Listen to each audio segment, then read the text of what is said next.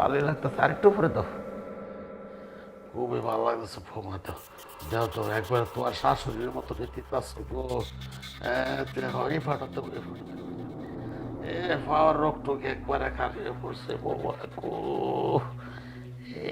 দেও দেও দেও তো ভালোই লাগতেছে। আহ আহ বৌমা ভালো গেছে।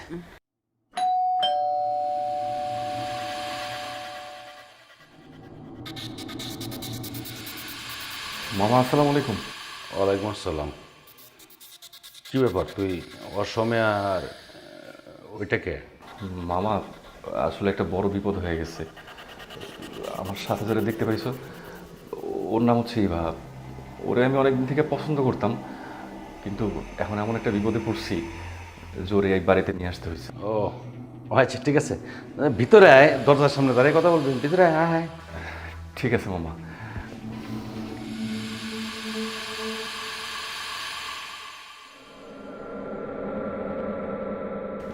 বল এবার বল, আপা কিরকম আছে? আছে, সবাই ভালোই আছে। আপা তো আমার কোনো দিন কবর টবর নিল না, কোনো সমাজে কিরকম আছি না আছে। যাক ভালো হয়েছে তুই হাইছস, কবরটা ঠিকই তোর কাছে পাইছি, আমার কাছে খুব ভালো লাগছে, আবার ভালো আছে। আমিও খোঁজ খবর নিতে পারি না। যাক ওগুলো নয়। আচ্ছা তোরা আসছস ওই মেয়েটাকে? মামা, তোমরা বলছিলাম না ওর নাম হচ্ছে ইভা। আসলে আমরা দুজন দুজনকে অনেক ভালোবাসি, পছন্দ করি। অনেক দিন থেকেই চিন্তা ভাবনা করছিলাম যে আমরা আসলে বিয়ে করব, একসাথে সংসার করব।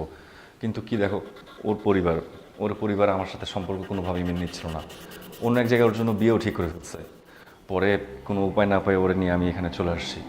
কিন্তু মামা, আসার সময় না খুব ভয় পাইতেছিলাম যে বাসায় যাওয়ার পরে তুমি মাইনে নেবা কিনা, বাসায় ঢুকতে দেবা কিনা। কি যে বলিস, আমি তোর মামা থাকতে তোর কোনো চিন্তা আছে নাকি? আরে বেটা, মামা বাইক যেখানে আপদ বড় নাই সেখানে। আচ্ছা ঠিক আছে, তোরা এক কাজ কর, আমি রুম দেখা দিচ্ছি, সে রুমে তোরা যা, ঠিক আছে? ঠিক আছে মামা, চলো।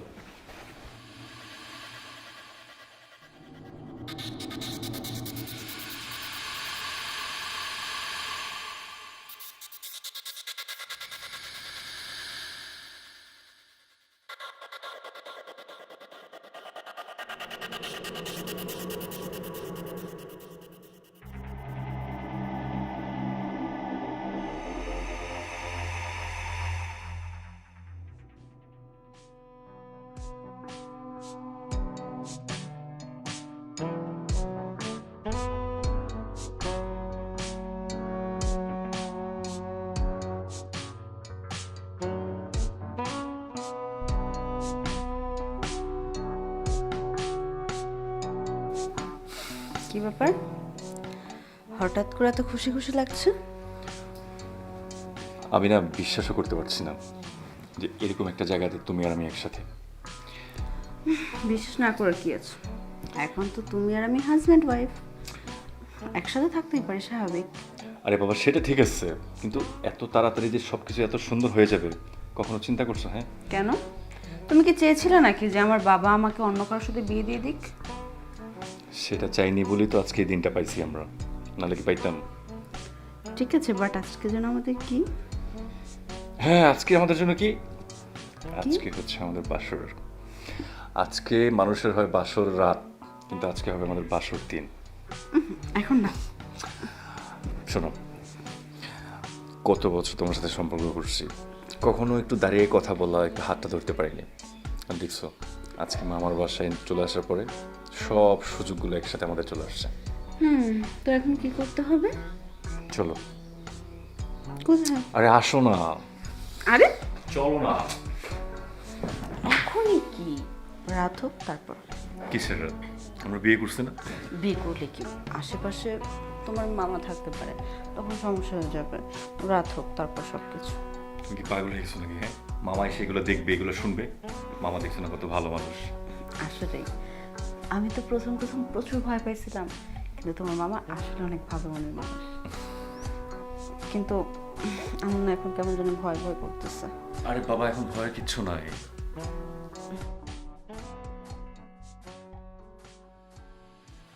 বাইগনা, তুমি তোমার মামারে এত সহজ মনে করো না। মামা যখন জায়গা দিছে, কোনো ছাত্র না ছাত্র তোমার মামার আছে, এই ছাত্রটা ঠিকই তোমার মামা আদায় করে নিব। বুঝছো ভাইগনা? তুমি তো একটা আসলে একটা বোকা। বোকা না হইলে তুমি তোমার এই মামার কাছে আসতে না।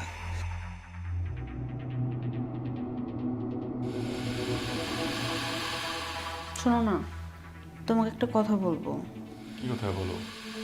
মামার এখানে আসলাম সেটা তো ঠিক আছে, বাট এইভাবে বসে থাকলে তো হবে না। তোমার একটা কাজের তো ব্যবস্থা করতে হবে, না হলে জিনিসটা কেমন দেখায় বলো তো। আমি তো চেষ্টা করতেছি, বলো।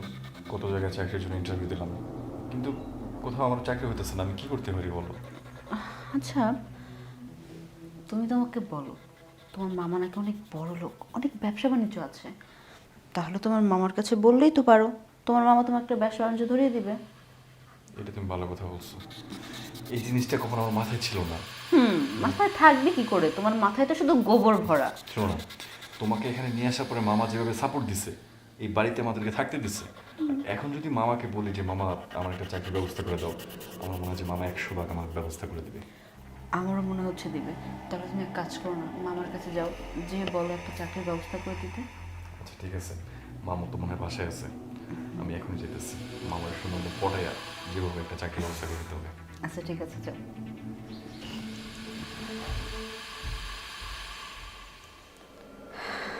ওর যদি একটা চাকরি হয়ে যায়, তাহলে আমাদের আর কোনো প্যারাই থাকবে না, রিল্যাক্সে থাকবো।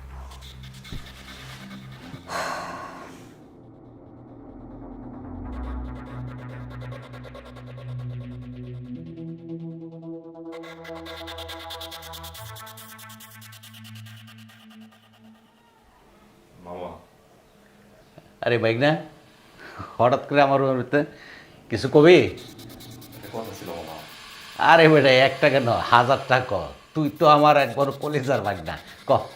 মামা, এতদিন তো আসলে কোনো চাকরি বাদা কিছু করি নাই। চাকরির জন্য অবশ্য অনেক জায়গায় ইন্টারভিউ দিছি, কোনো জায়গায় চাকরি হয় নাই, অতটা সমস্যা হয় নাই। কিন্তু এখন তো বিয়ে করে ফেলছি, বউ আছে। এখন যদি চাকরি না করি, সারাদিন ঘরে বসে থাকি, তাহলে কেমনে চলবো মামা? তো তোমার কইতেছি, তুমি আমার একটা চাকরির ব্যবস্থা করে দাও। আরে ভাগনা, তুই তো আসলে একটা বোকা। বোকা যদি না হইতো, তোর মামার এত বড় ব্যবসা প্রতিষ্ঠান, এত বড় ফার্ম তোয়া, তুই মানুষের দ্বারা দ্বারা চাকরি লাই করিস। আমি তো এই দিনের আশেই বসে আসছিলাম যে আমার ভাগনারা কোন সময় আমাকে বলবে যে একটা চাকরিদের মামা। তুই যদি আমার অফিসের থাকাস, আমি দেখবো টেনশন মুক্ত। আরে যাক, ভালো হয়েছে তোর মুখে যখন বলছিস। তুই এক কাজ কর, তুই গিয়া ওই রসুম সাহেব আছে আমার অফিসে, রসুম সাহেবকে বললে তোরা চাকরি দিয়ে দেবে, আর আমি ফোনে বলে যাচ্ছি, ঠিক আছে? ঠিক আছে মামা, অনেক ধন্যবাদ মামা। তাহলে আমি যাই মামা। আচ্ছা ঠিক আছে, ঠিক মতো কাজ কাম কিন্তু করিস। ঠিক আছে মামা।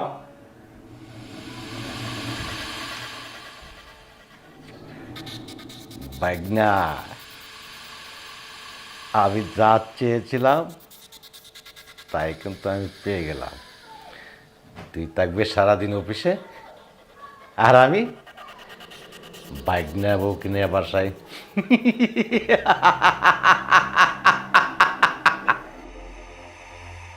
শোনো, আজকে প্রথম অফিসে যাচ্ছ, কাজটা কিন্তু মন দিয়ে করবে, না হলে মামা কিন্তু বকাবাজি দিবে, ঠিক আছে? মামার কাছে কালারিং হওয়া কিন্তু মোটেও ভালো হবে না। আমি কি মনোযোগ দিয়ে অফিসে কাজ করতে পারবো? কেন? মনটা কাজের দিকে বসালেও তো কাজ মন দিয়ে হয়। মনটা তো পড়ে থাকবে বাসায়, যেমন লক্ষ্মী বউটা কি করতেছে। আমি তো সারাক্ষণ শুধু তার মিস করবো, কিভাবে কাজ করব?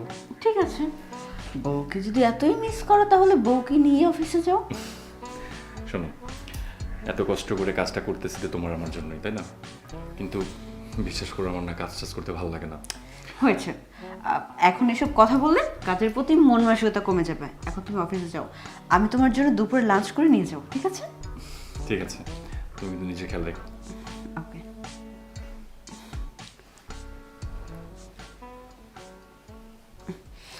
পাগল একটা। সরিষার তেল তোর দিয়ে আজকে কামটা সারুম। তুই একটু সহযোগিতা করেছিস ঠিক মতে। যাই হোক, শত হলে তো বাইক না দেবো। যাই, এমন একটা বান ধরুম ভাগ্নার বউ আর রাজি হইতে বাধ্য হয়।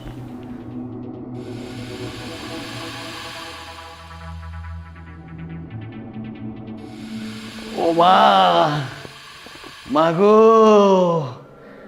আমি আর সহ্য করতে পারতেছি না গো। বোমা, বোমা, বোমা, আমি শেষ। বৌমা,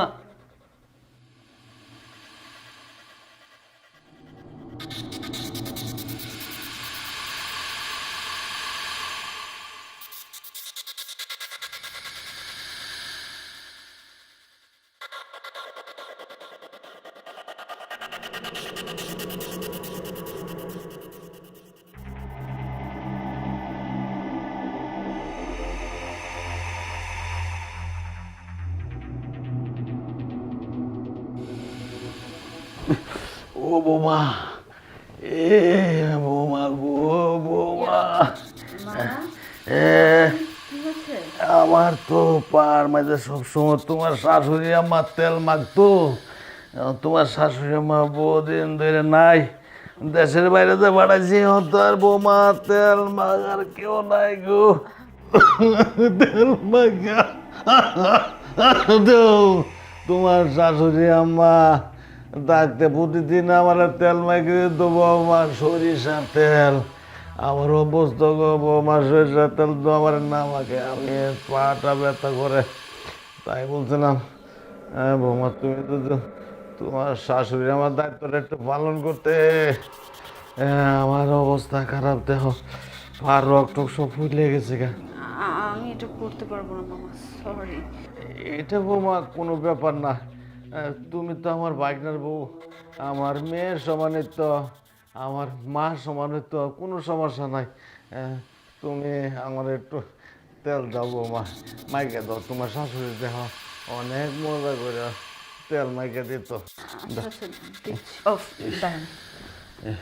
মামা, এই যে এখানে একটু ধরে নাও আমারে। হ্যাঁ হ্যাঁ, আরে বেতা গো, বেতা। দেও দেও দেও দেও দেও, তেল দেও গো, তেল দিলে যে ভালো লাগে গো। মামা, হ্যাঁ কোন মামা, পায়ে? হ্যাঁ মামা, দুয়ে পায়ে দাও মামা, তেল দে অনেক মজা। মামা গো, দেও দেও। এ মজা ওই মামা গো। বাবা, খুব ভালো লাগতেছে, খুবই ভালো লাগতেছে বৌমা। তো দেও তো একবার, তোমার শাশুড়ির মতো দেখতে পাচ্ছ গো। দেও, এই ফাটাতে এই ফাটাতে, পাওয়ার রক্তকে একবারে কাটিয়ে পড়ছে বৌমা গো। দেও দেও দেও, তো ভালোই লাগতেছে। বৌমা, ভালো গেছে আমার, পাটা ভালো গেছে গো। ভালো হয়ে গেছে মামা।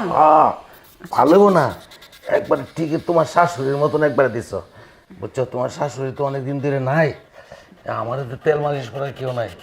আজকে বৌমা তোমরা পায়া গেছি, তেলটা মালিশ করছো।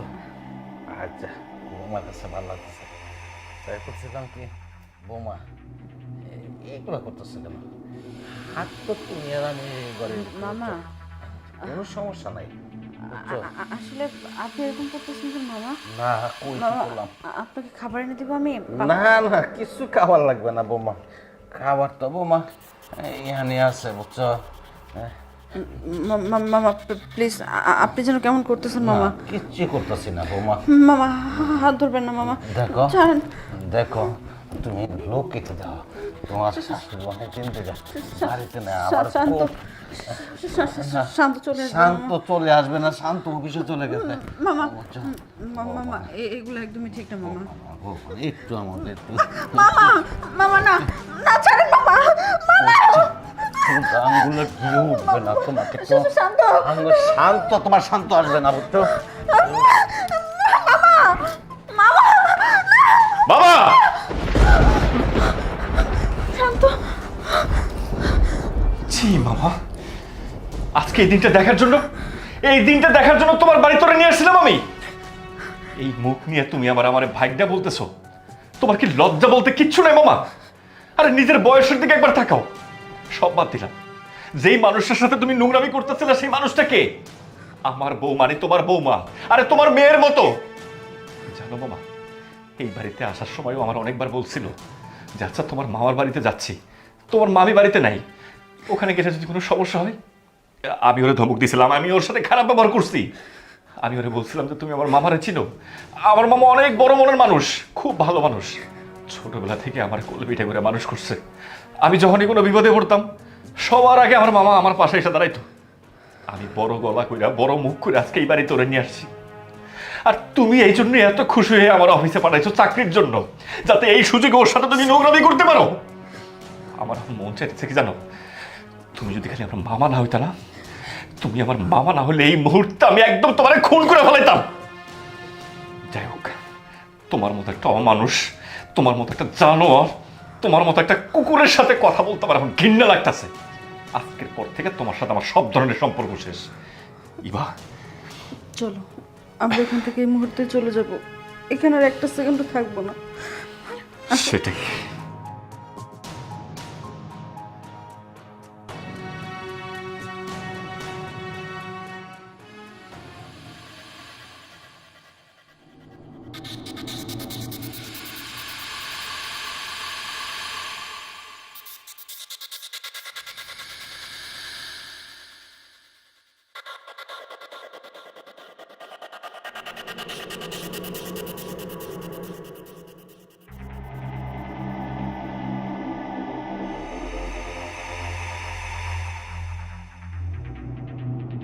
যতই পালাই যাস না কেন, ওই যাবি, ঘুরে গেলে আমার কাছে আসতে হয়।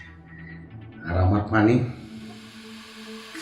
মাথায় উঠছে, আমি পানি কোথাও না কোথাও ফালামো, আজকের ভিতরে আমি পানি ফালামো।